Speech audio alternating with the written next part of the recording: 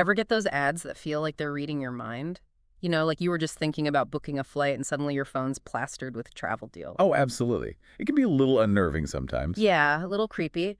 But it makes you wonder, how do they do that? And more importantly, what happens when that kind of hyper-targeting enters the world of healthcare? Now, that's a question with some serious implications. Which is why for today's deep dive, we're heading south, way south, to Brazil, where a company called Data2 Pharma is making waves with its rather bold claim to reach over 500,000 Brazilian doctors with pinpoint marketing accuracy. 500,000. That's a significant portion of the medical community.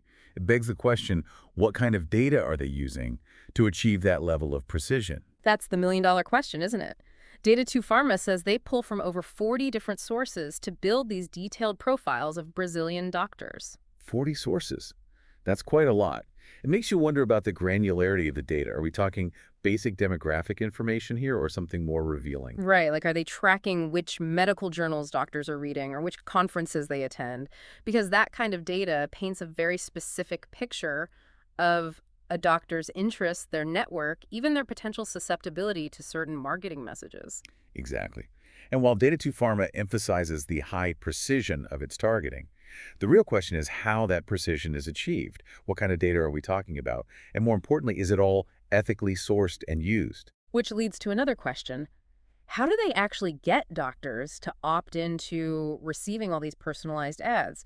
Are doctors really lining up to be bombarded with pharmaceutical marketing messages? Well, that's where Data2 Pharma's multi-channel approach comes in. They use everything from direct phone calls to official WhatsApp messages, apparently a preferred communication method for Brazilian doctors. WhatsApp. Now that's interesting. Targeting doctors where they're already spending their time. It's smart, but also, is it a bit intrusive? That's the fine line they're walking.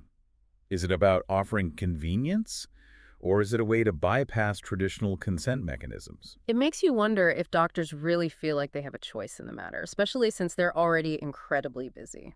And speaking of busy, have you seen how Data2 Pharma fits into the broader picture? You mean digital solvers? Yeah, they're like the mothership, right? Yeah. This massive marketing company with Data2 Pharma as just one piece of the puzzle. Exactly. But we'll dive into that rabbit hole a bit later. So digital solvers, they've got the data side covered with Data2 Pharma, but like any good marketing powerhouse, they're not stopping there. Not at all. They're a one-stop shop for all things pharma marketing. Think of them as a three-legged stool.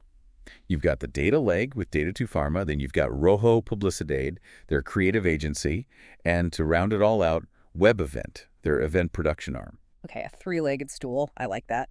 So let's talk about Rojo Publicidade. They've done some interesting work, particularly this website for Anpharma called Saúde Individualizada, which means individualized health, right? Yes. It seems like they're tapping into this global trend of patient centricity, moving away from just pushing pharmaceuticals and focusing more on empowering patients to take control of their health. Interesting. So how does that play out in the Brazilian market? Well, for one, it shows that Brazilian patients are becoming more proactive about their health, just like we're seeing in other parts of the world. Right. They're doing their research, advocating for themselves, and demanding more from their healthcare providers. And I'm guessing Rojo Publicidade is capitalizing on this shift by creating content that speaks directly to these empowered patients. Exactly. And let's not forget, an informed patient is more likely to ask their doctor about a specific treatment. It's a clever way to influence prescribing habits without directly marketing to physicians. All connected, but they're not just about websites, are they? They also have experience with video production. Absolutely. I actually took a look at this video series they did for Teva Pharmaceuticals called Mais Momentos Menos Enjaqueca. More moments, fewer migraines. Kitschy. I like it. It's memorable. And in a world saturated with marketing messages, that's half the battle, wouldn't you say? But beyond being catchy, it highlights a crucial trend we're seeing across the board in health marketing. The power of storytelling. People connect with stories, especially when it comes to health. It makes the information more relatable, more human. Absolutely. Okay, so we've got patient empowerment websites and emotionally driven video campaigns. What about web events? What kind of events are we talking about here? This is where it gets really interesting. Think less about stuffy conference halls and more about immersive digital experiences. They use virtual reality, 3D environments, the whole shebang to create engaging events for their pharma clients. Wow, VR in healthcare. It sounds super futuristic. Do you have any examples of how they're actually using this technology? Well, they created this VR training program for AstraZeneca's sales representatives. Imagine, instead of just flipping through a PowerPoint, these reps can actually practice their sales pitches in a virtual doctor's office. Oh, wow. Talk about a memorable experience. Exactly. And memorable experiences are what drive engagement. But they don't just do virtual events. They also organize this really impressive hybrid event for Zydus Pharmaceuticals, blending online and in-person components seamlessly. It's interesting how the pandemic really shook things up in the events industry. Now, offering these hybrid options is almost expected. Absolutely. People want flexibility. But whether it's virtual, in person, or a bit of both, it's clear that web event is pushing the boundaries of what a healthcare event can be. It's a lot, right? This whole world of digital pharma marketing.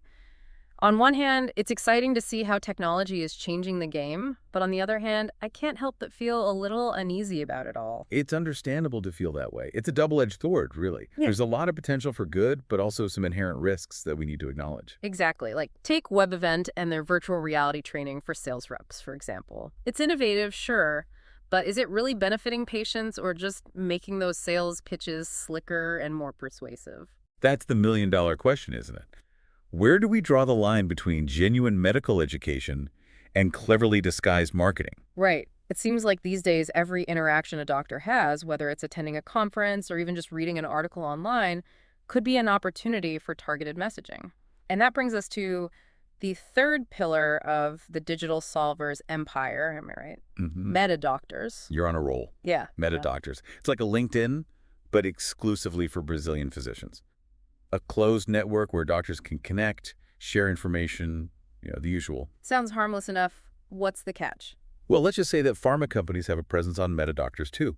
They can sponsor content, host webinars, even offer perks to doctors who engage with their brand. So it's not just about fostering connections and sharing knowledge. There's a whole other layer of marketing strategy woven in. Precisely. Yeah. And that raises some important questions about transparency and undue influence. Are doctors fully aware of the persuasive techniques being used on these platforms?